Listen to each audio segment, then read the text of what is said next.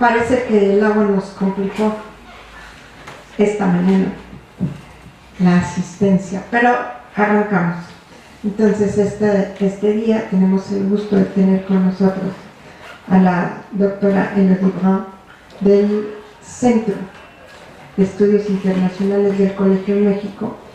Ella es doctora en Ciencia Política con especialización en Relaciones Internacionales de Sciences Po de París, y su investigación trata de las relaciones sur-sur, las políticas exteriores de América del Sur y la reforma del sistema internacional. Es la primera vez que la tenemos aquí, pudiéndola haber tenido muchas veces antes, pero bueno, se empieza este día y la tendremos en el futuro, desde luego, no será la última. Entonces, la mecánica que solemos utilizar es la exposición de tu parte de 45 minutos, si te parece, más o menos, para después tener oportunidad de una discusión, ¿sí? Entonces yo te aviso cuando tengas media hora para que te organices. Bienvenida, Elodie. Adelante. Muchas gracias, buenos días a todos. Muchas gracias, doctora, por la presentación y la bienvenida, y también a CECIMEX por permitirme compartir con ustedes unas conclusiones de mi trabajo de investigación sobre la relación entre Brasil y China. Se ha escrito mucho sobre esta relación bilateral. De hecho, varias de estas publicaciones están dentro de los trabajos del CECIMEX que van a nutrir esta presentación. Una precisión que quiero hacer desde un inicio es que yo voy a hablar más de Brasil hacia China y no de China hacia Brasil, ¿no? Entonces, ¿qué representa esta relación para Brasil? ¿Okay? Hay una palabra de moda cuando se trata de hablar de esta relación, que es la de asociación estratégica. Pues, ¿qué es una asociación estratégica? Y varios académicos brasileños han pensado el concepto para poder alcanzar una definición. Hay que precisar que el uso excesivo de esta palabra por parte de los actores diplomáticos brasileños no facilita la tarea, ¿no? Porque tienden a definir a todos sus socios como socios con quienes tienen una asociación estratégica. Pero a partir de este trabajo de la academia podemos encontrar como un denominador. Se trata de una relación prioritaria en el tiempo y con múltiples facetas que traen beneficios para ambas partes. Los ámbitos son muy amplios: políticos, económicos, cooperativos, culturales, multilaterales y en menor grado militares. Yo diría que, por mi experiencia, dentro de las relaciones sur-sur, el componente militar no es esencial hasta el momento. Entonces, ¿qué tenemos? Lo que quisiera defender aquí es que sí tenemos una asociación estratégica, no solamente porque la relación bilateral ya es muy densa, sino porque es una relación complicada y va a aportar a cada participante si diseña bien su estrategia y sus expectativas con el otro, ¿no? Que vamos a ver que es el gran dilema para Brasil. Primero voy a ver un poco la historia de la relación bilateral para entender mejor lo que pasó durante la última década. Luego voy a presentar los debates que genera la relación bilateral. Eso es un poco el producto de mi último trabajo de investigación, ¿no? Porque como se escribe mucho, es interesante ver cuáles son los debates que genera la relación, tanto desde el ámbito político como desde el ámbito académico. ¿Qué es lo que llama la atención y genera, pues, desacuerdos a veces? Y para terminar, quisiera ver un poco lo que está pasando con el gobierno de Michel Temer, ¿no? Hacia dónde vamos, porque si hay una asociación estratégica debemos de tener una cierta regularidad en el tiempo. Entonces, primero, una historia poco original. Ahí me refiero a Brasil dentro del contexto latinoamericano. No es un país que a lo largo del tiempo ha tenido una relación particularmente diferente del resto de los otros países de la región. En este sentido, Cuba o Chile tienen una trayectoria más diferenciada con China que Brasil. Los primeros contactos como suele pasar en el ámbito del sur, se hacen a través de movimientos migratorios. A inicio y sobre todo a todo lo largo del siglo XIX con el fenómeno de los coolies, ¿no? Esos ciudadanos chinos que se enviaban a América Latina con un contrato de trabajo entre comillas y que venían a reemplazar los esclavos muchas veces. Brasil no es el país que más ha recibido coolies dentro de la región, pero sí es un fenómeno que va a incentivar un inicio de contacto oficial entre China de la época y Brasil del imperio. Más de 3.000 chinos se van a trasladar a Brasil, lo cual va a generar una primera misión brasileña a China a finales del siglo XIX durante el imperio de Don Pedro II. Esta misión va a tener dos resultados principales: la firma de un tratado de amistad, comercio y navegación y la apertura de un consulado en Shanghái. Pero estas primeras iniciativas no van a desembocar en una relación muy profunda, porque justo después China va a prohibir el envío de los coolies afuera. Entonces, realmente son unas primeras iniciativas, pero no van a generar un nuevo dinamismo en las relaciones entre ambas partes, y este poco dinamismo es lo que va a marcar la pauta durante buena parte del siglo XX, cuando Mao Zedong instaura la República Popular de China en el 49. Brasil se va a alinear sobre la posición de Estados Unidos y va a reconocer a Taiwán, ¿no? Entonces, realmente las relaciones se van a inscribir en el marco de la Guerra Fría y del campo de cada uno. De hecho, es solamente después del acercamiento entre Estados Unidos y la República Popular que Brasil comienza también oficialmente a acercarse con China, hasta reconocerla el 15 de agosto del 74, como la mayoría de los países de América Latina, ¿no? Este año fue cuando se reconoció a la República Popular como el gobierno legítimo de China. A partir de ahí tenemos, pues obviamente el reconocimiento va a facilitar el desarrollo de algunos lazos económicos a lo largo de los años 80 para alcanzar $1.000 millones, ¿no? A finales de los 80, es poquito, pero en la época sí representaba algo, dado que a partir del 85 China va a ser el séptimo socio económico de Brasil. Entonces es poquito, la apertura brasileña era mínima, pero China ya estaba entre los principales socios. El primer acuerdo comercial se firma en el 78, para que tengan un poco este contexto, pero es sobre todo a partir de finales de los 80s y a lo largo de los 90s que se va a estructurar un poco esta relación, con dos símbolos importantes a mi modo de ver. Primero, la firma de un acuerdo de cooperación científica en el 88 que va a dar luz al proyecto de satélite binacional, ¿no? Un proyecto de coproducción de un satélite de observación de recursos terrestres entre ambos países. Se llama SBERS. Este proyecto es un símbolo para la cooperación sur-sur en general, porque realmente son dos países que se asocian, cada uno con sus capacidades, para desarrollar un proyecto de tecnología e innovación. Este proyecto, vamos a ver, sigue vigente hasta el día de hoy, ¿no? Se lanza en ese momento. El segundo evento un poco importante, en el 93, las autoridades chinas definen a Brasil, la relación con Brasil, como una asociación estratégica, lo cual en ese momento representaba la más alta categoría dentro de la diplomacia china, ¿no? Los chinos tienen categorías de socios. Esta era la más alta y Brasil es el primer país en desarrollo en recibir esta distinción. Entonces, eso también para revelar un poco el interés, el despertar de mi interés. Y en el 2002 los vínculos económicos ya alcanzan $4.000 millones.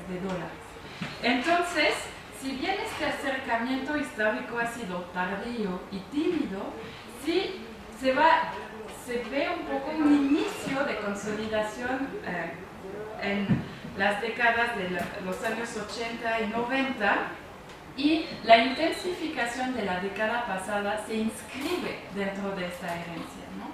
Y obviamente la emergencia económica de ambos países, la universalización de la presencia internacional china, el voluntarismo diplomático durante los gobiernos de Luis Ignacio Lula da Silva van a generar una explosión de la relación bilateral. Obviamente no hay nada que comparar entre lo que pasó durante la última década con la historia. Por eso ahora se habla de una asociación estratégica. China desde el 2009 se ha convertido ya en el primer cliente de las exportaciones totales brasileñas, y la relación en 2012 cambió de apelación para nombrarse una asociación estratégica global. Entonces, el objetivo de lo que quisiera presentar ahora es un poco, pues dentro de este contexto de una historia tímida, de una intensificación sobre la cual voy a regresar con ejemplos, ¿qué está pasando y por qué hablan de una asociación estratégica? En lo que se refiere a esta relación bilateral, muchas veces los autores insisten en la preponderancia del aspecto económico, tanto comercial como financiero. Y de hecho, de los 5 principales debates que quisiera presentar, 3 tienen que ver con el aspecto económico. Entonces voy a comenzar con los 2 no económicos. Primero, la asociación bilateral. La relación con China presenta una continuidad bastante excepcional entre las 2 presidencias del PT, Lula y Dilma Rousseff. La presidenta Dilma Rousseff va a cambiar el rumbo de la diplomacia brasileña, ¿no? Va a un poco a abandonar el aspecto internacional. Podríamos regresar sobre las razones de este cambio durante el debate. Pero en comparación con el periodo de Lula, hay una disminución del interés de la presidenta acerca de los asuntos internacionales, no en el caso chino. Eso es muy importante. Luis Ignacio Lula da Silva viajó 3 veces a China, a Dilma Rousseff le dio oportunidad de viajar una vez, y los mandatarios chinos viajaron en 2004, 2010 y 2014 a Brasil. Entonces, un ritmo de encuentros bilaterales bastante regular y denso. Además, si tomamos en cuenta todos los encuentros que tienen lugar durante eventos internacionales, la Asamblea General de la ONU, la cumbre sobre el cambio climático, o también durante los clubs a los cuales pertenecen ambos países, como los BRICS, ¿no? El famoso grupo de emergentes, también los BASIC, un grupo de emergentes sobre cambio climático y muchos más. Entonces realmente son dirigentes que se suelen encontrar varias veces al año, de forma directa. Además, se multiplicaron los acuerdos bilaterales, ¿no? 56 se firman en 2014, 36 en 2015, son números bastante importantes si tomamos en cuenta que no se firman más de 100 al año durante la época de Dilma.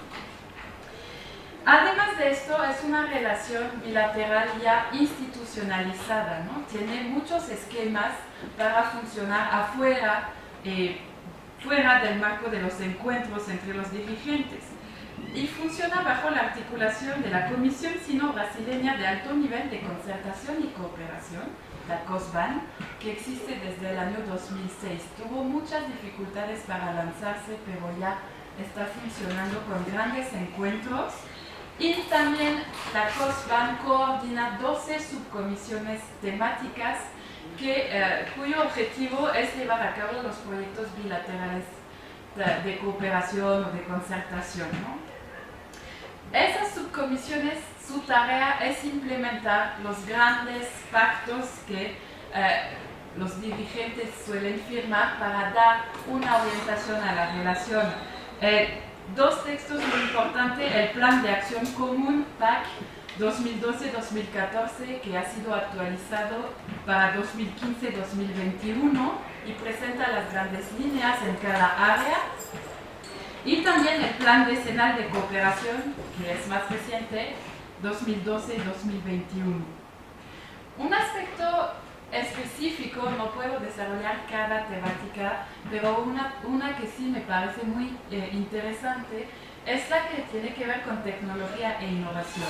Porque muy pocas veces dentro de las relaciones sur-sur de Brasil vemos el desarrollo de acuerdos de este tipo y de esta amplitud, ¿no? Temáticas como la agricultura, el cambio climático, la energía, la nanotecnología, la biotecnología. Se han construido laboratorios mixtos, es decir, los científicos chinos y los brasileños se juntan para trabajar y un poco colaborar en el avance de sus investigaciones. El símbolo es muy interesante porque el símbolo de esta categoría sigue siendo el programa SBERS, Programa Sino-Brasileño de Satélites de Recursos Terrestres, ¿no? El cuarto aparato fue lanzado en 2014 y siguen contemplando el envío de nuevos aparatos. Entonces, todavía este proyecto de coproducción de satélites es uno de los que mejor funciona, a pesar de dificultades obviamente, pero que mejor funciona en el ámbito bilateral.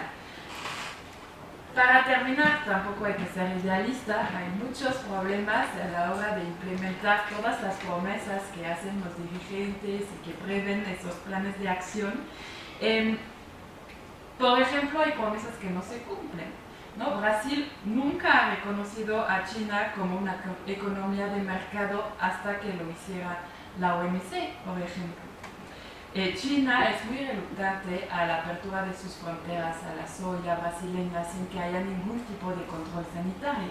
Otro ejemplo, ¿no? Que son temas que siempre están en la agenda. También las dificultades para implementar todos los proyectos que se firman. El diálogo estratégico global, que se lanza oficialmente en 2012, tarda 2 años para reunirse por la primera vez. Y se supone que tiene un calendario de varios encuentros al año que no se implementa. Muy complicado. Sobre este último aspecto, la dificultad en cumplir con las promesas, podríamos plantear la cuestión de la capacidad diplomática brasileña. Hay claramente una falta de recursos dentro de la diplomacia brasileña. La presidenta Dilma Rousseff redujo el número de cupos para la entrada al servicio exterior a niveles anteriores a 2003, sin que todavía se hayan ocupado todos los puestos abiertos durante la época de Lula. Entonces, claramente el ministerio está con una falta de capacidad humana a su disposición, y ahí lo vemos en este tipo de dificultad, entre otras. Un segundo debate es el de la asociación global flexible. A veces yo hablo de una unión libre, ¿no? Se quieren mucho, pero no se quieren casar. Al igual que los otros países emergentes, nombrados por Goldman Sachs en 2001, por su potencial de inversiones, tanto Brasil como China han sacado todo lo que podían de oportunidad de esta apelación a nivel político. Y han desarrollado autopercepciones similares, que son grandes países que deberían de jugar un papel mucho más importante a nivel internacional, pero que siguen siendo países en desarrollo. Esos son cómo se definen, podemos discutir la validez, pero se definen así, y así se posicionan a nivel internacional.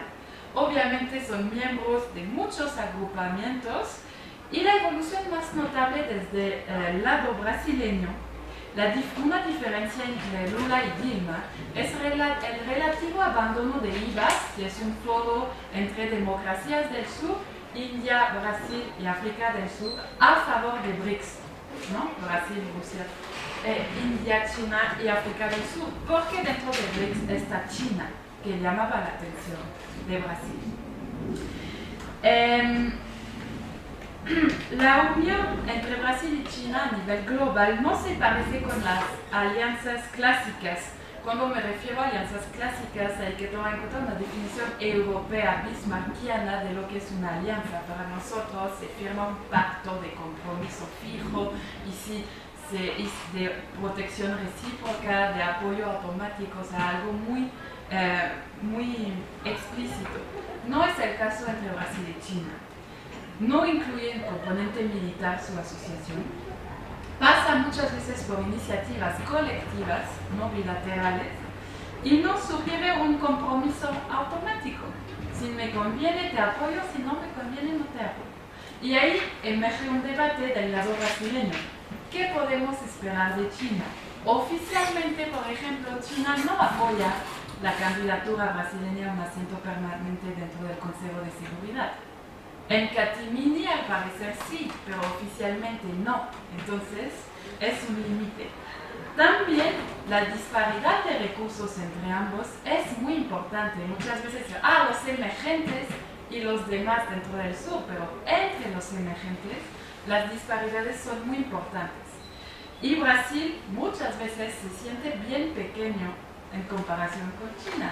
Aquí les pongo un cuadro de unos datos materiales, ¿no? En sí, cómo se difieren y cómo evolucionan en el tiempo. Lo que me importa es cómo esas diferencias materiales pueden tener consecuencias para la diplomacia. En el número de países con misiones diplomáticas siempre se dice que Brasil es un gigante dentro de América Latina, es cierto, pero a nivel global y dentro de los emergentes no. China tiene una diplomacia que es más intensa en todas las regiones prioritarias para Brasil. Las ambiciones entonces de cada uno pueden chocar, ¿no? Incluso en la región latinoamericana. China ya tiene su diálogo China-CELAC. También el año pasado los préstamos chinos a la región superaron los del Banco Mundial y del BID acumulados. Entonces, Brasil, frente a esto, es muy pequeño. Y no siempre puede sacar provecho como quisiera de la alianza, ¿no? Sin embargo, a pesar de que este debate sí es importante, los que más va a ocupar la atención de la academia y de los círculos políticos que se interesan por Brasil tienen que ver con los asuntos económicos. Entonces, son tres que voy a hablar: la dimensión financiera, la cuestión de la competencia china para Brasil y la cuestión de las materias primas. Primero, entonces, la dimensión financiera. Hasta 2015, las entradas de capital chino, sean inversiones o créditos a Brasil, quedaron a niveles muy modestos, muy modestos. Solo en 2009, aquí se ve poco, pero es la única columna alta. 2009 y 2015 son las dos columnas más altas. Hubo un préstamo significativo de China a Brasil de $10.000 millones, además de la adquisición del 40% de la compañía Repsol en Brasil por parte de la petrolera china Sinopec. Pero entre 2007 y 2012, una asociación de empresarios brasileños solo encontró 60 proyectos de inversión, acumulando solo $24.000 millones realmente invertidos por parte de China en Brasil, e intentaron ver lo que pasaba por paraísos fiscales también. Entonces, de todas formas, sin o con paraísos fiscales, esas inversiones chinas a Brasil eran muy modestas. Era una fuente de frustración para Brasil como para otros países de América Latina, porque se habían hecho grandes promesas que no se cumplieron. 2015 fue otro año excepcional, lo cual generó de nuevo el debate sobre si por fin viene esta bendición financiera china para nosotros, ¿no? Con créditos de nuevo que alcanzan $10.000 millones, y Brasil entonces se ha convertido en el segundo país con más préstamos con China en América Latina después de Venezuela. De hecho, es una tendencia y tiene que confirmarse, pero la situación económica brasileña, el hecho de que ya tiene muchas dificultades en los mercados, que varias de sus grandes compañías están con problemas en escándalos de corrupción, hace que para los chinos se abra un espacio. Brasil es más barato y hay menos gente que quiere ir, entonces China puede entrar ahí. También porque China tiene tanto dinero que puede arriesgar un poco sin que sea muy complicado para él. Y una señal señal de esto es que el año pasado se anunció la creación de un fondo Brasil-China de cooperación para la expansión de la capacidad productiva de 20.000 millones de dólares, solo a nivel bilateral. Pues a ver qué va a pasar.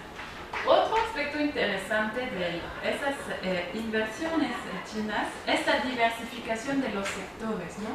Según los analistas de una asociación de empresarios, la SEBS, Consejo Empresarial Brasil-China, hay 4 etapas de las inversiones chinas en Brasil. Primero, minerales, petróleo; agricultura; segundo, telecomunicación, energía; tercero, bienes de consumo, sobre todo vehículos y productos electrónicos; y por último, los servicios como la banca. Entonces, estas inversiones, según los resultados de estas investigaciones, cada vez más se dirigen a la conquista del mercado brasileño a partir de una producción local. Es como es cada vez más complicado exportar a Brasil, vamos a ir a producir allá directamente. Obviamente, esas nuevas inversiones también conllevan sus desafíos, ¿no? Y uno de los desafíos son varios. Uno que es común al de México es que importan componentes y solo se asamblea en Brasil, no se produce realmente en Brasil, es como una máquina simple. Otro debate muy importante es sobre la cuestión ambiental, las consecuencias ambientales de las inversiones chinas. Uno de los proyectos claves del momento, que al parecer va a ser muy difícil de implementar, es el de la ferrovía transcontinental Brasil-Perú, cuyo objetivo es alcanzar el Pacífico directamente para exportar a China. Obviamente este proyecto ha despertado muchas preocupaciones porque tiene que cruzar el bosque. Entonces, además de esas preocupaciones, persisten trabas muy fundamentales al desarrollo de los proyectos que vienen de los sistemas administrativos y legales, tanto de China como de Brasil, que son muy complejos y muy lentos, desde ambos lados. Entonces eso complica mucho el desarrollo de proyectos que pueden tardar años en implementarse. Último problema y desafío para Brasil es que las inversiones brasileñas en China son insignificantes. Hasta el año 2012, solo 57 empresas brasileñas estaban presentes en China. En comparación, son más de 4.000 en Canadá, ¿no? Entonces, eso también puede generar un problema para Brasil de desequilibrio entre los socios. Otro debate económico es el de la competencia económica china para el sector manufacturero brasileño. Ahí el economista francés Pierre Salama, para resumir, dice que hay una doble asimetría entre Brasil y China.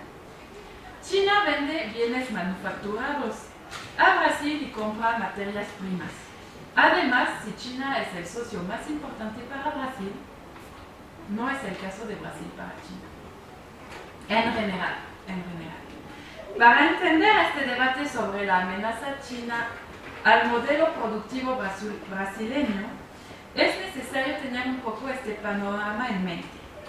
Los intercambios comerciales, como lo enseña esta gráfica, ahora voy a ver el periodo de auge y en el último debate el nuevo periodo desde el 2014. Los intercambios comerciales entre ambas economías se dispararon desde el inicio de los años 2000 para alcanzar 46.000 millones de dólares de exportaciones y 37.000 millones de importaciones en 2013.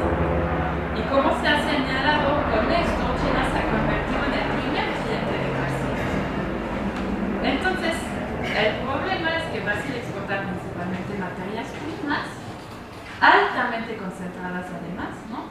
E importa bienes del sector industrial muy diversificados. Ejemplo, según el Ministerio de Desarrollo Industrial y Comercio Exterior de Brasil, entre el primer trimestre de este año, 2016, la soya representa el 50% de las exportaciones de Brasil a China. Es un clásico, los que han leído sobre Brasil y China es así, desde el inicio de los años 2000, el mineral de hierro con 13% y petróleo bruto 8%. El primer producto importado por China, desde China a Brasil, solo alcanza el 7%. La diversificación de la cesta china en los flujos es muy grande. Eso, bueno, las consecuencias negativas para Brasil se están discutiendo mucho. Una cesta exportadora global que se ha primarizado, con una mayor participación de los productos básicos, y ahí se acusa a China de ello, por la compra de soya y de hierro. Y otro aspecto negativo es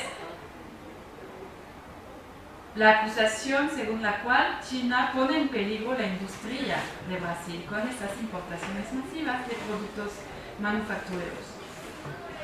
La pone en peligro de dos maneras, porque compite con Brasil dentro del mercado nacional y en sus mercados principales de exportación, que son América del Sur y Estados Unidos. Entonces China provocaría la desindustrialización de Brasil. Y de hecho, este debate genera tensiones a nivel bilateral, porque desde inicios de este año yo compilé 52 medidas anti-dumping en vigor en contra de China por parte de Brasil. Es el país más afectado y de lejos de todos los países que padecen de medidas anti-dumping por parte de Brasil. No obstante, ahí quisiera precisar que existe un desacuerdo dentro de la academia en Brasil y que estudia a Brasil sobre el nivel de importancia de esta competencia china. Varios economistas lo que concluyen es que la contracción de las exportaciones manufactureras brasileñas se debe, más que a China, a un problema de competitividad de Brasil. Brasil no tiene la capacidad para abastecer a todos los mercados que quiera abastecer, incluso el nacional en ciertos aspectos. Y dos, no es competitivo porque no hay estrategia pública a favor de la industria. Entonces, según estos expertos, como Barbosa, Cines en Brasil, Rice Jenkins desde Reino Unido, existe la competencia china, solo hay que relativizarla. Más que un efecto directo, hay que ver lo que ella provoca o revela de las fallas brasileñas. El debate está totalmente abierto, ¿no? Y piensa la mayoría que no, que realmente la competencia china es muy importante. Entonces es algo muy vivo todavía en esos momentos. El último debate es el de la materia prima.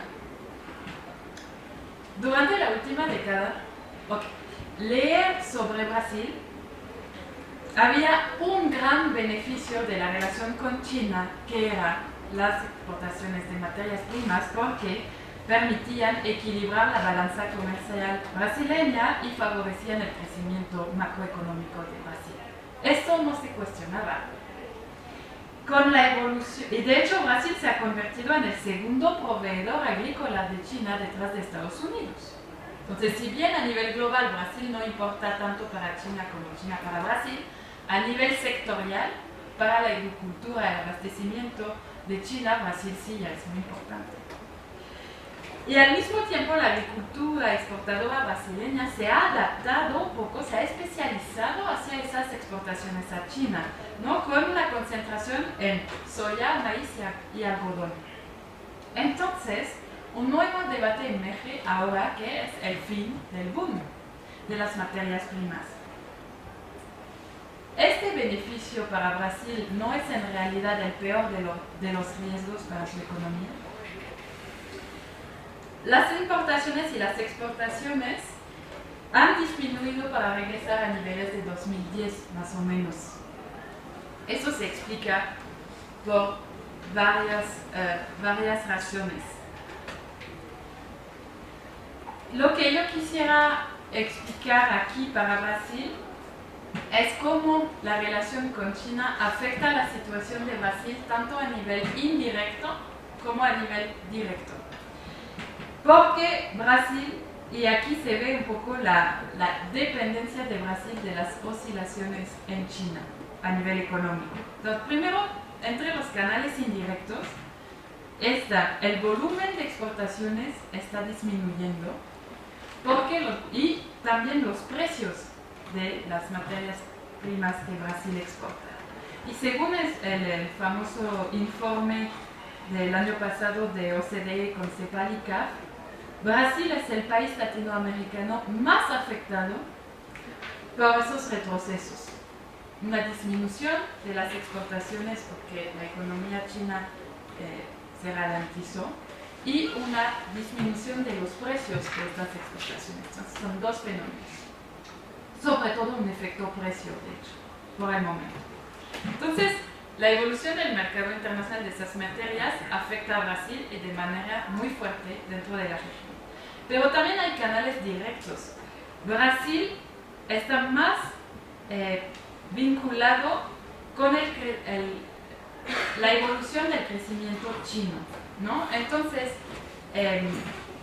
lo que llaman ahora el New Normal en China, la nueva situación económica con una tasa de crecimiento relativamente más baja que durante la última década, eso afecta a Brasil de manera directa.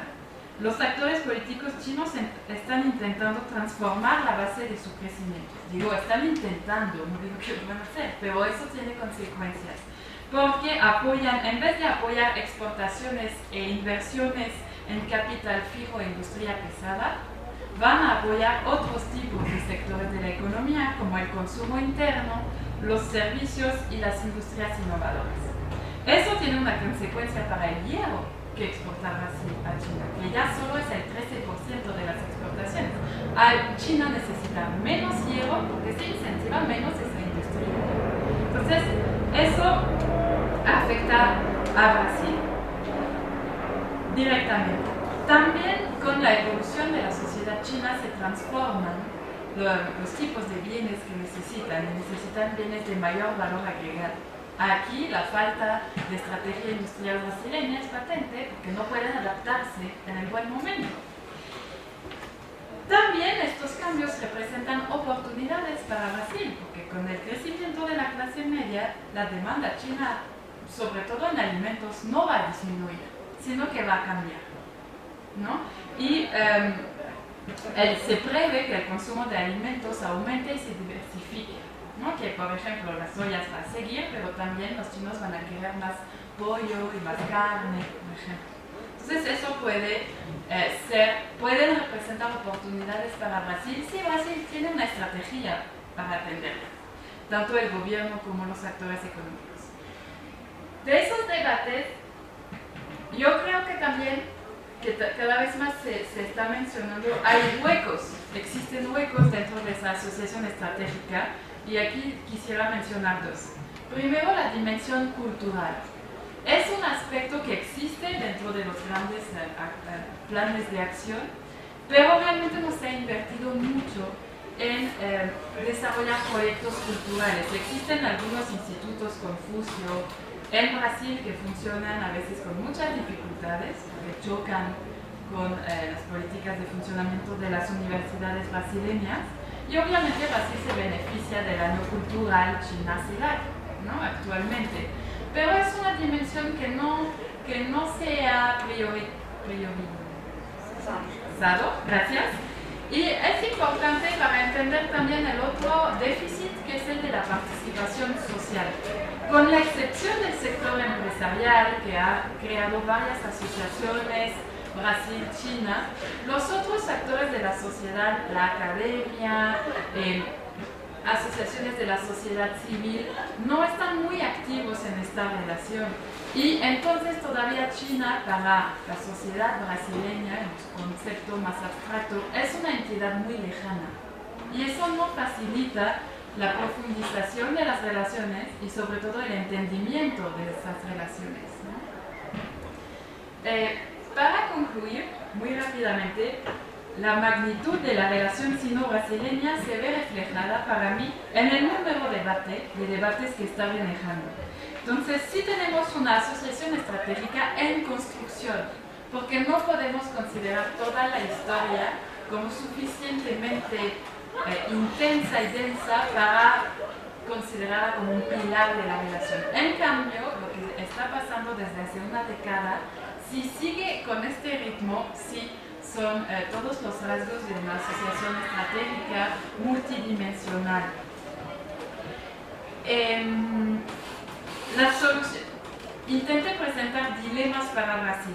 Y lo que es muy interesante es que las soluciones propuestas por los académicos para que Brasil consiga suavizar esos desafíos que está enfrentando con China, el gobierno, casi siempre remiten al actor estatal, ¿no? Coordinar acciones, ¿no? El gobierno de Brasil debe coordinar mejor los actores brasileños. Facilitar los trámites, eso es la tarea del Estado brasileño. Flexibilizar legislaciones.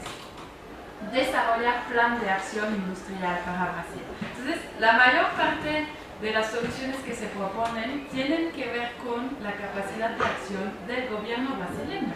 Por eso, la crisis actual es preocupante también para esta relación bilateral, porque estamos en un momento que Brasil necesita actuar y está en una parálisis, o estuvo durante muchos meses en una parálisis que no permitía adaptación. Entonces, es muy interesante ver en este contexto, ¿qué está pasando con el gobierno de Michel Temer? ¿Cuáles son las primeras señales que tenemos?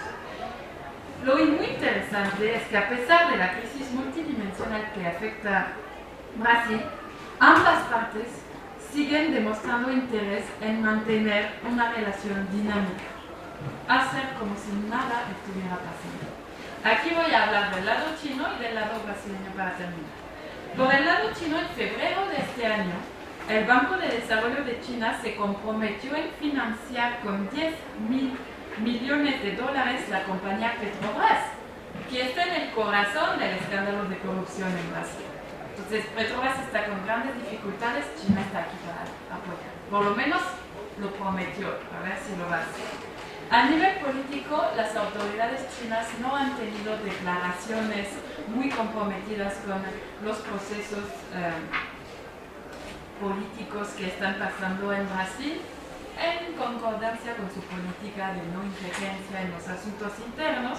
Lo que sí han declarado, y que para mí significa mucho, es que quieren mantener la normalidad de las relaciones entre ambos países. O sea, hagan lo que quieran, pero sigan trabajando con nosotros, ¿no? Y de hecho, recibieron las autoridades chinas a Michel Temer durante la pasada cumbre de septiembre del G20 financiero de septiembre pasado, y durante esta visita se anunciaron varios acuerdos en el campo de la agricultura, de la aviación, de la logística y de la construcción. El mayor acuerdo, digamos el compromiso más importante en términos financieros, es el de un proyecto en la construcción con la empresa Camargo Correa, otra empresa implicada en el caso de corrupción naranja. Bueno, por el lado brasileño, es muy simbólico que el primer gran evento internacional de Michel Temer como presidente de Brasil es su participación al G20 en China. G20 precedido por una reunión de los BRICS y una reunión bilateral con el jefe de Estado chino. Según analistas que leí así de momento, uno de los objetivos del nuevo gobierno brasileño era obtener la destitución de Dilma Rousseff antes de este G20 para poder presentar a Brasil al mundo como más estable en ese momento, y sobre todo con los chinos. Dar señales que Brasil es un socio fiable para Beijing y va a seguir siendo. De hecho, Michel Temer es uno de los primeros y más tiempo, de los dirigentes que más tiempo se quedó en China. Es uno de los primeros en reunirse con el jefe de Estado chino, y uno de sus principales actos durante este viaje fue la participación en un foro de alto nivel entre empresarios chinos y brasileños. O sea, el mensaje está claro, vamos a seguir trabajando. Muy interesante también es la reacción de parte del sector empresarial. El presidente de la Cámara de Comercio e Industria Brasil-China, Charles Tang, declaró, cito, "Creo que Temer podrá traer muchas inversiones chinas nuevas a Brasil". O sea, el tono está dado, vamos a seguir con el trabajo. A pesar de estas señales de continuidad, sigue muy importante un desafío de organización desde el lado brasileño. Cuando Celso Amorim dejó su función en 2010, reconoció un fracaso de su gestión. Entre otros, no reconoció muchas, pero uno reconoció que es la falta de organización de Brasil en su relación con China, falta de coordinación entre actores. Existía una iniciativa que se llamaba la Agenda China desde 2008, no funcionó muy bien.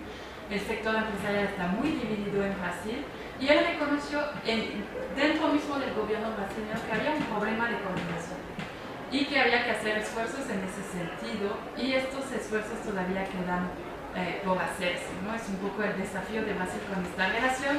Están conocidos los puntos del debate, es cómo nos organizamos para enfrentarlos y qué queremos con esto. Muchas gracias.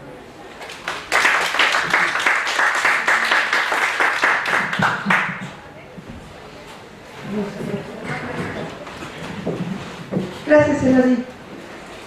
Vamos a, si te parece, a dar la palabra al público,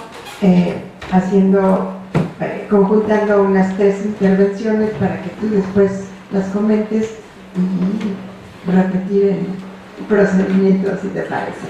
Entonces, ¿quién dijo yo? 1, 2, 3, 4. Bueno, entonces depende de la intensidad de las preguntas. Corto en 3 o lo extiendo a 4. Se presentan, por favor, para saber quiénes son y de dónde vienen. Bueno, ¿sí se necesita el micrófono? Es que lo grabamos. Ah, perfecto. Bueno, yo soy Eduardo Pérez Haro y soy profesor aquí en la Facultad de Economía. Y, por supuesto, surgen muchas preguntas, pero trataré de hacer solo un par de ellas.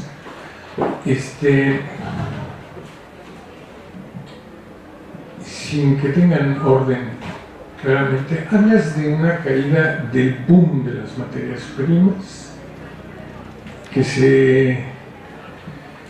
se refleja con un debilitamiento de la relación de las exportaciones brasileñas en 2013, 14, 15. Pero se ligan dos cosas que no me cuadran. Se caen los precios y se cae la relación. ¿Por qué no me cuadran? Porque pareciera que el boom, o dicho de otra manera, la pregunta es ¿por qué se cae el boom de las materias primas desde tu punto de vista? Porque todo pareciera que China es uno de los grandes demandantes del mundo que va a provocar precisamente la alza de los precios, entre otros factores. Pero aquí se liga que cuando China se retrae, digamos, en su dinámica económica, se caen los precios, ¿no? Si esto está sucediendo, a Brasil parece ser que lo afecta grandemente, ¿no? Porque no solo estamos presenciando la disminución de la economía, del ritmo de crecimiento en China, sino prácticamente la fuerte caída de la economía brasileña. Esto pareciera que Brasil tenía una gran dependencia de China. Sin embargo, las cifras del comercio exterior que tú aludes no son tan grandes. Entonces, no termina de explicarse el ascenso brasileño con la relación con China. Ahí está un tema que no terminamos de entender. Máxime que lo citas en el marco de una relación como una asociación estratégica flexible, que es, pues nos vamos asociando y nos vamos estrategizando ahí al pasito. Es decir, no hay un acuerdo firme, no hay un pacto de corte tradicional, bismarckiano, como tú lo aludiste. Hay una cosa ahí medio casuística, medio como se va dando, ¿no? se va dando de una manera muy interesante y muy intensa, porque por lo que tú expresas es una relación muy joven, es una relación jovencísima, ¿no? Tiene 15 años de relación y prácticamente 8 años de una relación intensa que coincide con la crisis general. Es muy joven la relación. Entonces, de estratégica, pues tiene más proyecto que verdad, ¿no? Bueno, ahí está un tema. Pero para dejarlo todo en un argumento, para que tú me ayudes a explicarme esto, a entenderlo, el otro elemento es cuál es el contraste con Estados Unidos. Es decir, si Brasil entra a reciente fecha en una relación con China, ¿qué le significa Estados Unidos a Brasil? ¿O cuál era el antecedente de la relación de Brasil con los Estados Unidos para terminar de entender no solo una relación económica, comercial y de dinámicas económicas entre China y Brasil por un lado, porque nosotros los leemos en los periódicos como un bloque dentro de un gran pacto y un gran acuerdo y una gran alianza en los BRICS, pero todo parece que es una relación un poquito más flexible, por no decir un poquito más suelta. Pero la importancia de la pregunta con Estados Unidos es porque todo esto también se liga a una controversia por la hegemonía mundial, explícita o implícita.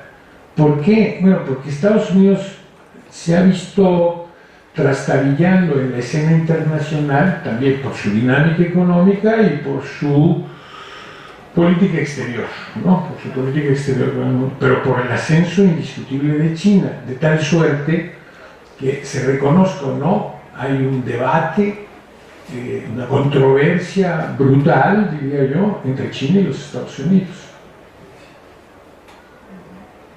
De tal suerte que ahí hay un tema como para preguntarse en el fondo. Parece que China no se toma muy en serio a sus socios porque a todos los ve chiquitos, ¿no? Entonces todos son importantes, pero no, como decías tú, se quieren, pero no se van a casar con ninguno, ¿no? No se quiere casar con ninguno. Lo mismo le hizo a los griegos, por decir algo, ¿no? Entonces ahí está el tema. Félix Ochoa, investigador itinerante. Tuve ocasión de visitar Brasil y estuve también en Francia, he vivido en China, entonces como que más o menos conozco un poco ciertas cosas. Antropológicamente, yo no vi mucha presencia, ni en el Museo del Migrante en Sao Paulo, ni en los 5 meses que estuve en Brasil, mucha presencia china. Sí, o sea, realmente, y ahí es la contrapartida, si hay una presencia japonesa bastante fuerte que tiene que influenciar también en el mundo de los negocios. Primera cosa. Segunda cosa, efectivamente, cuando viví en China, en cambio, la reforma y la apertura, no había ni estudiantes chinos, ni personal diplomático chino, ni siquiera los llamados expertos chinos, que eran gente que estaban refugiados allá. Entonces, evidentemente, como decía el colega, o sea, no hay tanto esa presencia, por lo tanto, llega a haber lapsos que, como Xi Jinping, que llega Temer y lo saluda, que dice bienvenido, no temer, que era el Cristo que están, porque mis amigos brasileños me están retroalimentando. Entonces, también hay algo que me da gusto saber de Pierre Sarama, porque es algo personal mío, pero además, la parte que nos decía usted de que militar, o sea, Embraer, como Dassault, o sea, bueno, perdón que hable de Dassault, pero digamos, tiene que ver mucho que son empresas que sigilosamente están entrando mucho, y eso se ve cuando usted nos habla de lanzamiento. No hay que olvidar que los chinos son los campeones en plataformas de lanzamiento de este tipo de cosas. Ahora bien, para mí, como decía aquí la persona que me antecedió, los chinos esas alianzas estratégicas las hicieron desde la historia entre el Kuomintang y el Guantánamo, o sea, están viendo qué cosas acá. Y con el imbroglio que hay actualmente en Brasil, como usted dice, o sea, una de las cosas es lo de Petrobras, que evidentemente está hecho todo, bueno, está como Pemex, para decir algo. Pero otra cosa que me llama la atención es que China tiene un superávit de acero, por lo tanto no puede demandar en este momento hierro, que es la materia prima para el acero. Creo que sería interesante de ver por ahí que China busca aliados. Bueno, con lo que pasó ayer también en Estados Unidos es otra cosa, pero le agradezco, fue muy interesante, aun cuando sí me gustaría puntualizar en esas cosas. Máximo. Me voy a permitir detener aquí porque fue una lluvia de cuestiones. Entonces, si quieres tomar la palabra, lo di y después Gracias. vamos a las otras. Sí. Ok. Al respecto de las materias primas y el efecto sobre el comercio exterior de Brasil, ciertamente sobre su economía en su conjunto, pues ahí está también un poco el debate con respecto del sector manufacturero, ¿no? Que decía, a ver, pero China está, pero no hay otros factores en juego. Y yo creo que sobre la cuestión de por qué hay el fin del boom de las materias primas, las razones que yo he leído y me han convencido son múltiples. Obviamente, para mí no es solo China quien maneja esos mercados, hay muchas más lógicas. Y dentro de esas lógicas múltiples está el factor chino, por eso hablaba de un canal indirecto y por eso en el debate se menciona a China ahí. Pero obviamente este fin del boom de las materias primas, yo diría que puede tener, para mí yo leí 4 factores que me parecieron interesantes, que seguro no son exhaustivos. Primero, sí hay una disminución de la demanda china, porque la demanda china en algunos productos cambia. Y el hierro es un caso que ha sido muy explícito, que hay menos demanda y menos de acero, más de hierro, y va a disminuir. Con la soya hay menos demanda de aceite y más de granos, porque China quiere transformar en la misma la soya en aceite y en otros productos de consumo, ¿no? Entonces, sí creo, pero también creo que el mercado tiene su propia lógica, que es una lógica que llevó a la disminución de los precios para varios de las materias primas, las especulaciones, las estrategias de los grandes actores en el mercado internacional, que es muy difícil medir su influencia, pero existe.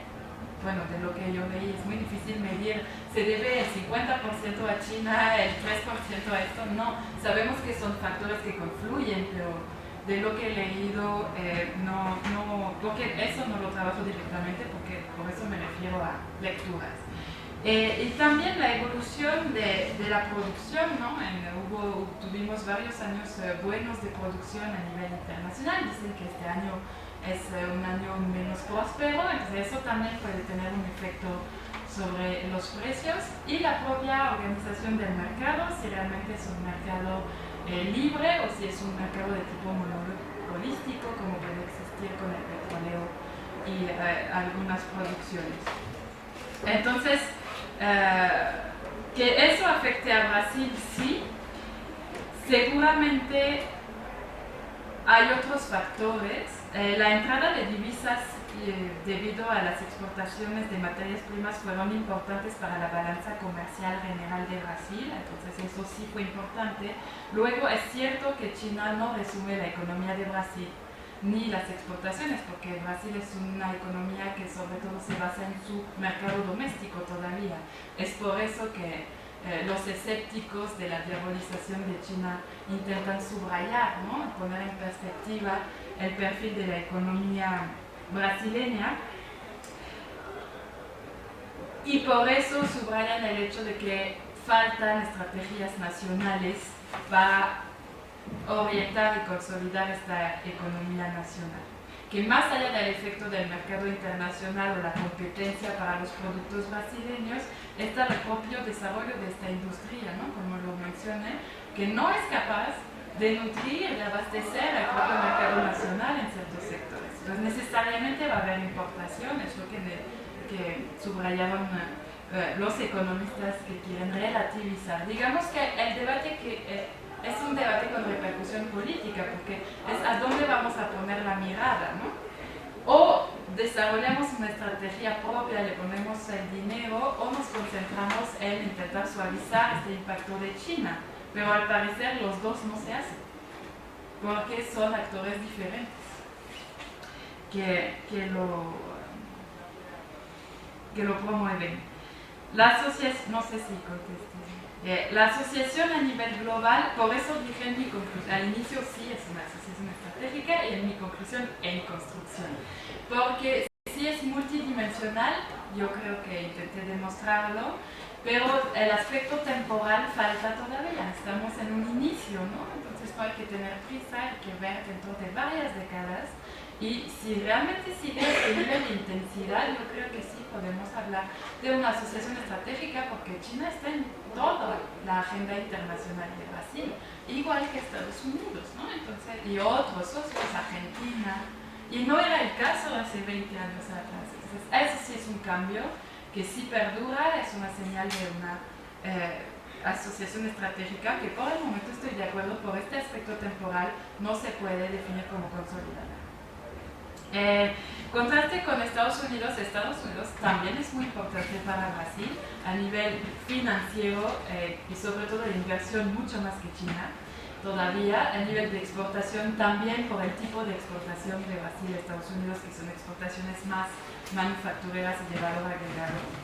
Entonces, sí, y a nivel bilateral también, lo que yo hago en mi trabajo, y sé que no hay acuerdo sobre esto, observo una diferencia grande entre lo que es bilateral y lo que es multilateral. Puede haber desacuerdos a nivel multilateral entre Brasil y Estados Unidos, donde Brasil se asocia con los BRICS, sobre Libia, sobre Siria, pero eso no necesariamente genera consecuencias negativas a nivel bilateral, con unas excepciones. Una excepción es la declaración de Teherán, que Brasil firmó con Turquía en 2010, y con Irán, y desató muchas críticas desde Estados Unidos, y el asunto de Edward Snowden, ¿no? Durante Dilma Rousseff, que también generó tensiones bilaterales. Esos dos ejemplos no tienen nada que ver con China. Por el momento, así en mi mente frescamente, sin consultar, no tengo ejemplos de un asunto internacional para el cual Estados Unidos tuvo que realmente seleccionar entre uno de los dos. Estoy de acuerdo que hay una tensión, pasa algo entre Estados Unidos y China a nivel global, pero por el momento no tengo un ejemplo concreto de que eso haya generado una necesidad de tomar posición para Brasil en favor de uno y en detrimento del otro, con consecuencias al respecto. No, por el momento no, pero yo creo que los países latinoamericanos es algo que tienen en mente, que podría ocurrir. Recuerdo entrevistas que hice en Chile, porque como Chile está en el TPP, yo dije, pues bueno, y entonces, porque China es más importante que Estados Unidos para su comercio ahora. Y me dijeron, sí, es un asunto. Vamos a ver de qué trata el tema de peleas y surge y nos tenemos que posicionar. Pero eso es algo muy latinoamericano en general, a lo largo de la historia. Vamos avanzando ahí, y si realmente estamos ante la pared, tomamos una posición. Con eso quiero decir que Brasil puede tener una relación con China y con Estados Unidos y sacar su beneficio así. También muy interesante que la relación bilateral con Estados Unidos durante la última década ha sido, según los especialistas de la relación Brasil-Estados Unidos, muy buena, fructífera. Muchos acuerdos bilaterales en temáticas nuevas, en defensa. En los años 2010 un acuerdo en defensa, el primero desde los años 70 entre Brasil y Estados Unidos. Acuerdos en también en tecnologías de más alto valor, y proyectos comunes en África, muy importantes en Mozambique. Entonces es muy interesante ver el discurso y la práctica, porque en la práctica, sobre todo durante todo el inicio de la presidencia Lula, la relación bilateral ha sido bastante fructífera, y durante Dilma Rousseff, como dije, todavía un poco más difícil de analizar porque tenemos menos perspectiva y también porque la estrategia brasileña durante Dilma Rousseff era muy difícil de seguir, ¿no? A dónde querían ir, se enojaban con Estados Unidos, pero luego viajaban a Estados Unidos y eso pasó con muchos socios de Brasil, entonces es más difícil para mí por el momento definir. Que la cuestión de la diáspora china en Brasil es muy pequeña, sí, los coolies no, además que eran 3.000 y seguramente muchos de ellos murieron por sus pésimas condiciones de vida en el momento en Brasil. No existe una diáspora china en aumento en Brasil, pero no tiene nada que ver con la comunidad japonesa, obviamente, y sobre todo está dividida. La diáspora china en cuanto a su relación con el gobierno chino. Está la diáspora más histórica que es de exilio, entonces no tiene nada que ver con el gobierno de Beijing, y otra diáspora sobre la cual el gobierno sí se podría apoyar para desarrollar actividades en Brasil, pero es verdad que no es un asunto muy fuerte como por ejemplo el papel de la diáspora Líbano-Siria para la relación de Brasil con Medio Oriente. Un ejemplo es, de eso, el último actor empresarial que mencioné, Charles Tang, es de origen chino, pero es un ejemplo así. Es verdad que se leen pocos trabajos sobre esta diáspora, pero está evolucionando, entonces está evolucionando. Embraer, claro, lo que yo quisiera señalar es que el acuerdo que existe con AVIC II con China, que es de la época de Fernando Enrique Cardoso y se ha desarrollado durante el gobierno de Lula, es la idea de desarrollar una empresa conjunta de Embraer con un socio chino en China para intentar vender productos a China, porque es muy difícil sin tener una presencia en China, pero se tratan de jets, de aviones para viajes regionales, que es donde Embraer tiene el mercado muy fuerte a nivel global. Y no leí nada de asociación de Embraer con China en el aspecto militar. Eso digo, bueno, sí. No, pero se Sobre todo supieran, los chicos. sí, pero por lo menos se supieran de unas ventas. Pero el grueso de este acuerdo, de este proyecto, que tiene muchísimas dificultades, que el propio Temer intentó activar ahorita cuando estuvo en septiembre, es para aviones de, ¿cómo se dice?, para viajes regionales, o sea, para viajes dentro de China, básicamente. ¿Que China busca aliados? Sí. Yo creo que China tiene todo el interés del mundo que la relación bilateral con Brasil se quede en ámbitos económicos en este momento. Mi pregunta es, ¿cuál es el interés de Brasil? También, ¿no? Porque el interés de China, bueno, ya. Pero ¿cuál es el interés de Brasil? ¿Y qué le viene mejor a Brasil? ¿Mantenerse limitado a este sector o intentar ampliar a más sectores para que pues, también haya más fuerza brasileña en la relación con China, ¿no? Bien, damos la palabra al doctor Sergio Martín Satlas y ahora sí, después va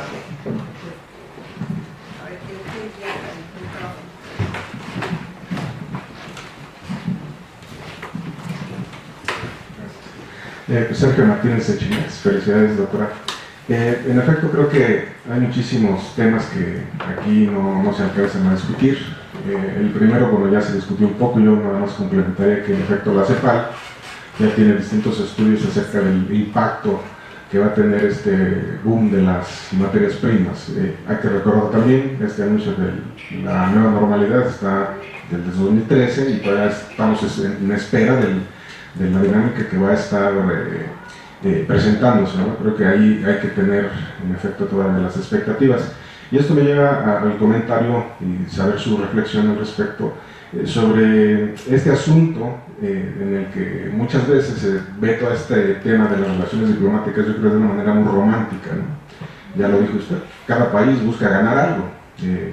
No en este tema de los negocios, pues no es justamente algo que, digamos aquí en México, son hermanitas de la caridad, ¿no? Entonces, el punto de esto es que nos estamos preocupando, o más bien quienes toman las decisiones, algunos no lo vemos así, nos estamos preocupando más qué va a hacer China por los países latinoamericanos que los propios países en su propia estrategia, ¿no? Es obvio que esto forma parte de un discurso mundial de estar atendiendo las relaciones internacionales, el crecimiento hacia el exterior, y el crecimiento hacia el interior pues se abandona, las estrategias nacionales se abandonan, y eso es algo que hay que estar reflexionando. ¿Qué está haciendo cada país latinoamericano para impulsar su propia dinámica? Y bueno, hay muchas posiciones de las que somos partes, algunos profesores en la facultad, que bueno, con toda la discusión de esto del crecimiento, pues hay que ver la cuestión ambiental y demás que nos lleva a otra discusión, pero al menos desde esta ortodoxia se renuncia a las estrategias nacionales. Y entonces lo que viene a evidenciar esta nueva normalidad china es justamente que pues esta discusión que se tenía en los 50s, en los 40s, pues hay que sustituir importaciones, transitar hacia un modelo más propio, no depender de materias primas, estamos igual. Entonces, vinculado con esto, su interpretación, ahorita nada más lo mencionó, pero muy rápido, sobre el TPP, porque sabemos que, bueno, pues ahorita con el fenómeno de ayer, que todo el mundo está anonadado, ¿qué va a pasar, no? Más bien, ¿qué expectativas tienen al respecto? Porque se habla, hay muchos documentos que ya se han trabajado, que se han presentado algunos aquí en el Sechimex, algunos ponentes, sobre esta relación con China, obviamente, de que va a disminuir todavía más el volumen de importaciones, va a disminuir todavía más esa relación, y el punto era si ganaba Clinton, ¿no? Pero gana Donald Trump, y dice, no, pues yo voy a decirle a todo que no, a todo el comercio internacional. Entonces, ¿cuál sería un poco su interpretación, su lectura que va a hacer sobre esta situación, ¿no?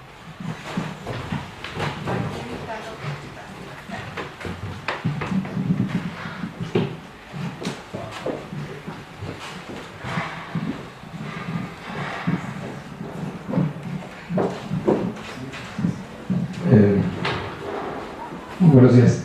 Felicidades, doctora, excelente la exposición, muy amplia, nos deja mucho material para estar reflexionando. Mire, en ese marco yo, sí, me llamo Andrés Ruiz, soy egresado de esta universidad, de la carrera de Derecho, y soy periodista de medios alternativos, redes sociales, donde tratamos de expresar lo que mucha gente le interesa y que no ven en los medios convencionales. Pero mire usted, el día de ayer hubo una manifestación multitudinaria en la embajada norteamericana en protesta por el TPP. Había ahí campesinos, incluso industriales, gente del área de servicios.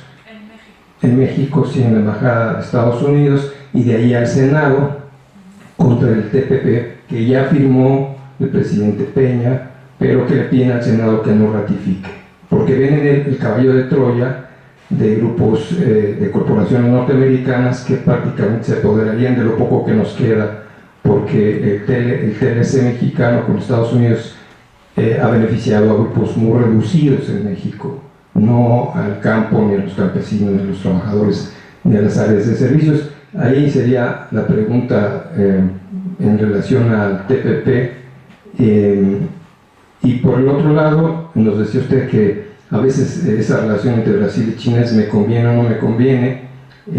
Sin embargo, el contraste fue que en este tiempo de crisis para Brasil, por sus empresas corruptas, China invierte en contrasentido de lo que puede ser que le conviene o no le conveniera. Y en la cuestión de consumo, doctora, mire, en el caso de Venezuela, por ejemplo, las políticas de los gobiernos progresistas han llevado a, como en el caso de Brasil, a sacar de la pobreza a millones de venezolanos, igual que en Brasil lo hizo Dilma y lo hizo Lula. Sin embargo, el problema es el consumo, que se hablaba del consumo, de la posibilidad de que se incrementara el consumo. El consumo le está dando problemas porque son importaciones que no pueden pagar por las materias primas a la baja. No sé si puede haber una reflexión en ese sentido. Y finalmente, dicen que en el caso de la relación bilateral con China casi siempre se trata de gana-gana, en contraste con eso, pues, lo comentaban a los que tienen relaciones, que no es el caso de México. Usted sabe que se nos cayó el ferrocarril rápido, en fin, lo poco que se ha intentado no se ha logrado en México, pero en los países que tienen una relación más intensa, se comenta en Ecuador, etcétera, que la relación es diferente a la relación que se tiene bilateral con Estados Unidos de primero gano yo. Aquí decimos es el asadón cortito, nomás para acá. Si nos pudiera comentar algo, gracias. Gracias. Sí, voy a comenzar por lo último. Muchas gracias, porque me va a permitir precisar si lo expliqué mal. Yo no quiero decir que siempre se trata de gana-gana entre los dos. Es el objetivo de una asociación estratégica. Y por eso en el inicio dije que es una relación complicada, porque para Brasil, para ganar, debe saber lo que quiere con esta relación. Los chinos llegan a la mesa de negociación y tienen sus objetivos. Los brasileños, de lo que yo entendí, a veces no tan claros. Entonces se beneficiaban con el boom de las materias primas y obviamente les venía bien, pero no es algo que ellos construyeron y tampoco construyeron algo muy claro sobre este beneficio. Entonces es un poco la autocrítica que sí hace el Somorim al final de sus dos mandatos, ¿no? Entonces el objetivo es que sea gana-gana. Obviamente la práctica es diferente y es interesante ver cómo cada actor intenta posicionarse en función de su interés. Voy a tomar un ejemplo porque a veces sí Brasil lo hace. El ejemplo del satélite binacional, el SBERS. Al inicio, el primer acuerdo era el 70% de participación china y el 30% de participación brasileña en este satélite. Y durante los años 2000, como los brasileños habían aumentado sus capacidades de acción, dijeron queremos un 50-50, que estemos realmente en par de igualdad en este proyecto, y duraron años para negociarlo. Cuando yo comencé mi investigación de doctorado lo negociaban en 2007, cuando terminé lo negociaban y creo que lo han alcanzado, pero lo han alcanzado para este último que se lanzó, 50-50 de participación hace unos años.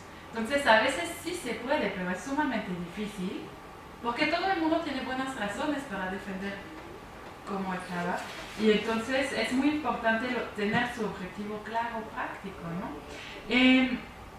Brasil-China me conviene o no me conviene, lo que yo intenté decir es que no hay opción, China está, entonces tiene que convenir, y es lo que Brasil debe hacer, ¿no? Trabajar para que esta relación le sea más beneficiosa a veces, y jugar más con ella, precisando lo que debe hacer, quiere hacer, usando sus diplomáticos, movilizando actores, un poco así. Yo creo que no hay opción ni para el uno ni para el otro. Obviamente siempre subrayamos que Brasil es más importante para China que China para Brasil, pero China necesita a Brasil también, y no es su deseo cancelar a Brasil de su agenda por la cuestión económica, también porque es un socio importante. China tiene bien consciente que sola no se obtiene nada a nivel global ahora, o de manera muy difícil y con muchas repercusiones.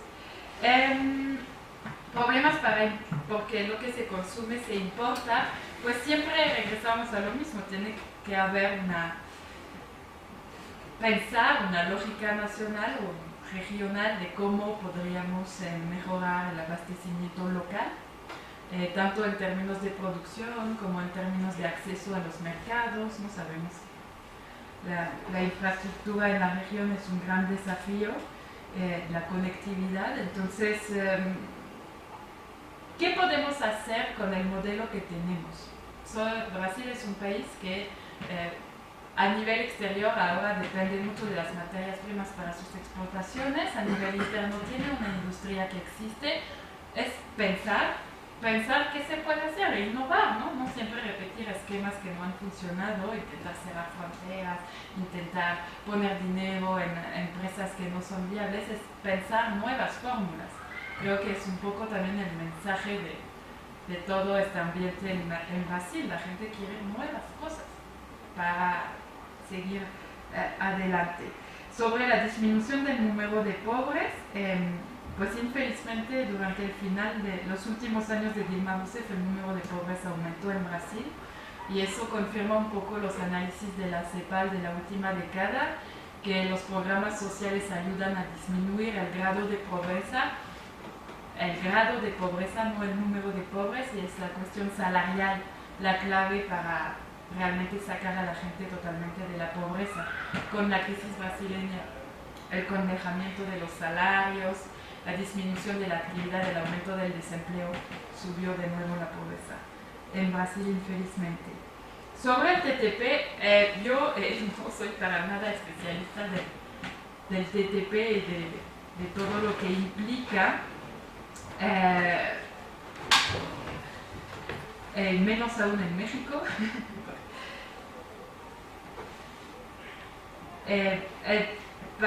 No entendí muy bien sobre qué quería que reflexionara, si pues hay una protesta ayer que pedía no ratificar este tratado, y ahí creo que es una cuestión de balance de poder, qué actores van a dominar en la influencia sobre los actores políticos, los propios intereses de los actores políticos. No sé si lo van a tener en el orden del día o si van a esperar de ver lo que pasa en Estados Unidos, ¿no? Con la elección de ayer antes de pronunciarse, o si se quieren pronunciar para presionar a Estados Unidos a que sigan con el proyecto. Todo eso son mis preguntas abiertas, no tengo muchas respuestas sobre esto. Sobre Estados Unidos, pues yo digo que ganó el candidato del cual al menos sabemos lo que realmente quiere hacer, porque una característica de Donald Trump era que era muy preciso en sus declaraciones. Hay contradicciones entre algunos de sus discursos y su propio programa político, entonces vamos a ver también con quién se rodea, quién va a influir, cuál va a ser su relación, porque obviamente va a tener mayoría en las dos cámaras, pero cuál va a ser su relación con el partido republicano es una dimensión que no hay que subvalorar. Y yo soy muy incómoda para decir qué puede pasar con la nueva presidencia en Estados Unidos, porque para mí realmente era el candidato de los no compromisos. Decía una cosa, la contradecía, entonces era muy difícil poder anticipar lo que puede hacer, ¿no? Entonces creo que sus primeros discursos van a ser muy importantes para darnos una orientación. Bueno, eso esperemos por mí. Que existe una visión romántica de las relaciones sur-sur, estoy totalmente de acuerdo, pero con la ampliación y la profundización de algunos lazos, como en el caso de China, otro caso es Irán, y con el desarrollo de la investigación, pues ya sabemos, sobre todo con China. En Brasil desde el año 2004 hay debates sobre esta relación, y las encuestas de opinión como Latino Barómetro son muy interesantes porque la visión brasileña de China siempre es mucho más matizada que la visión de los encuestados en Chile o en Venezuela. Y eso se debe a las características de la relación de Brasil con China y la diversidad de intereses que hay dentro del sector empresarial y de la gente involucrada con esos sectores también, ¿no? Entonces, creo que ya justamente eso es interesante, porque en el caso de Brasil y China, como hay escritos y hay una academia que cada vez más entra en esta relación, pues vemos las paradojas, las contradicciones, y ya creo que no hay tanto romanticismo, por lo menos entre los especialistas en esta relación, pero que exista esta visión en general, ¿no? Que cuando pensamos, de hecho por eso los políticos juegan con esto, ¿no? Siempre dicen, nuestra relación es de cooperación sur-sur, y yo peleo con mis estudiantes todo el tiempo porque una cooperación sur-sur no es una relación sur-sur, es un juego retórico para hacer creer que todo bien y no hay nunca conflicto ni problemas, pero sí que los hay.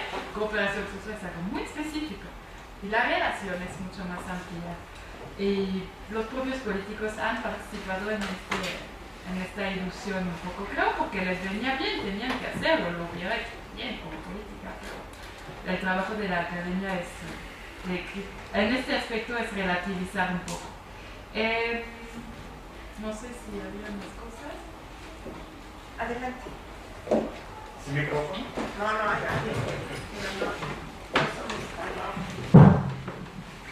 No, Buenas, mi nombre es Jan Ulrich, yo soy doctorante en Ciencias Políticas en un programa bilateral entre el Colmex y la Freie Universidad de Berlín. Hablaste mucho de conflictos y ya ilustraste varias que me hacen preguntarte críticamente si todavía se sostiene tu hipótesis de una asociación estratégica en construcción o si debería ser más bien una asociación estratégica en deconstrucción. Lo que, pues no soy experto en Brasil, pero lo que veo es que los contratos bilaterales cualitativamente y cuantitativamente más importantes se firman en Brasil en el 2009, ¿verdad? Después de la crisis financiera europea. Y en estos contratos se habían acordado grandes inversiones en infraestructura como redes de electricidad, redes de trenes, un megaproyecto de canales, etc. A cambio de de que China tenga como una pierna fuerte dentro del negocio petrolero en Brasil y se les entregó los 40% de la participación en Repsol, etc. Pues la contraparte, o de la contraparte no se ha realizado casi nada, no veo ninguna de esas inversiones en marcha. Entonces, y también al final en la administración de Rousseff había tal vez también por eso como una, no sé, digamos como una conciencia un poquito más crítica de esa relación que también yo observo en otros países como Ecuador, como incluso Venezuela, donde los proyectos que prometen los chinos en inversión en infraestructura simple y sencillamente se prometen y no se cumplen. Entonces ahí va mi pregunta, ¿es todavía una asociación estratégica en construcción o hay por parte de los latinoamericanos sobre todo un fuerte cuestionamiento del compromiso de los chinos en términos sur-sur y en términos de desarrollo en común y situaciones win-win, bla bla bla? Eso. Muchas gracias. Gracias.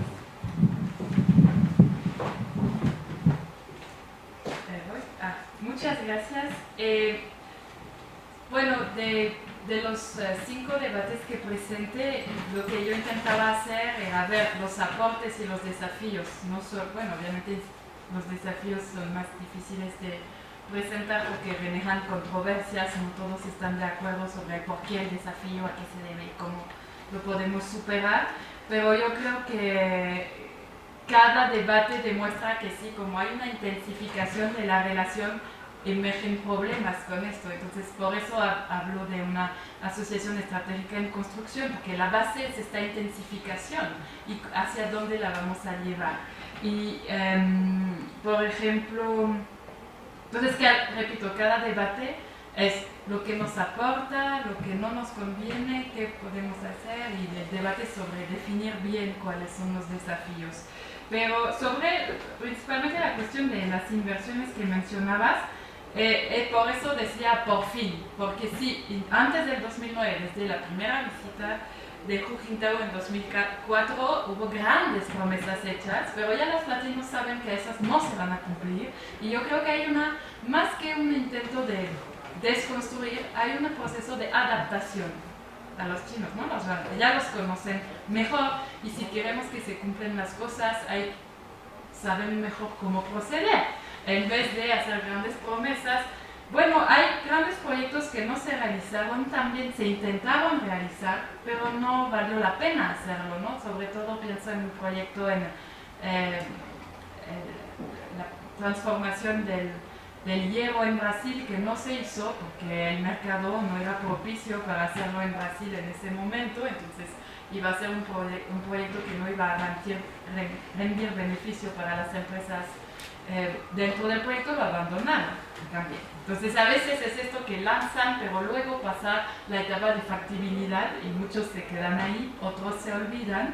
Entonces saben que también hay muchos que sí funcionan. Si vemos lo que enseñé del grupo de análisis del Inter-American Dialogue, sí, hay mucho dinero comprometido, sobre todo en Venezuela. Hay proyectos en Venezuela que no se han realizado, pero otros muchos sí.